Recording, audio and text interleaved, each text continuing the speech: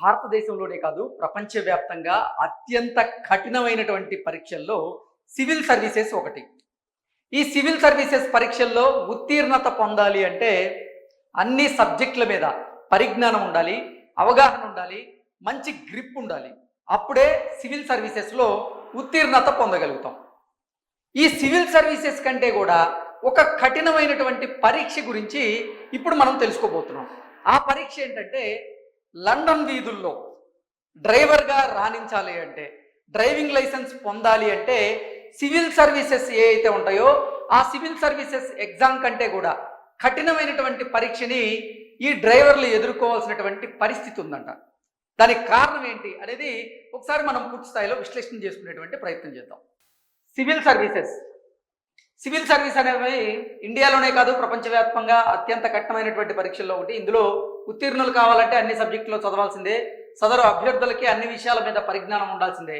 కానీ ఒక నగరంలో ట్యాక్సీ డ్రైవర్ అర్హత పరీక్షలో నెగ్గాలంటే కనీసం 25,000 వీధులను, ల్యాండ్ మార్కులను గుర్తుపెట్టుకోవాలి. అయితే కొన్ని నెలల్లో ఇది సాధ్యం కాదు. సంవత్సరాల తరబడి అధ్యయనం చేయాలి, డ్రైవింగ్లో చాకచక్యం ఉండాలి. ఇంతకీ ఆ నగరం ఏంటో తెలుసా?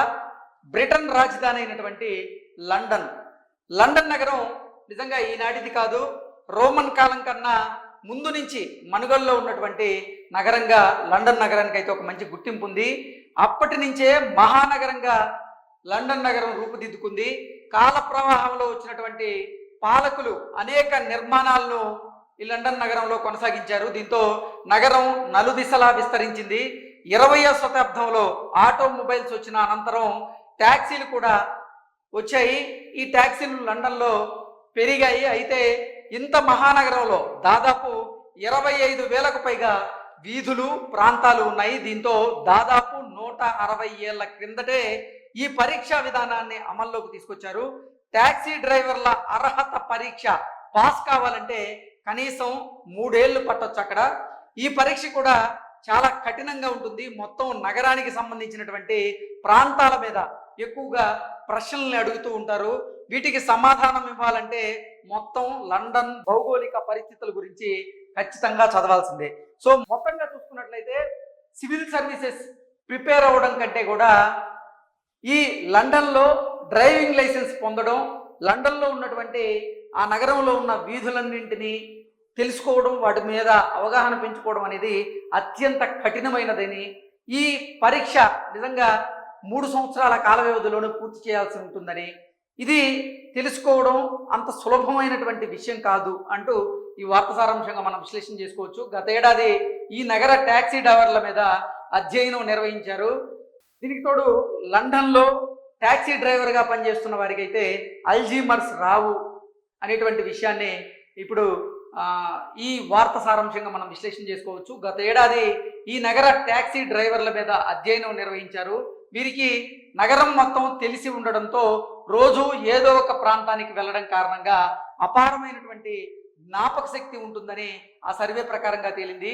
వీరి మెదడులోని హిప్పో క్యాంపస్ కాస్త పెద్దదిగా ఉంటుంది అన్నట్లుగా ఈ సర్వే అయితే గుర్తించడం తెలుస్తుంది.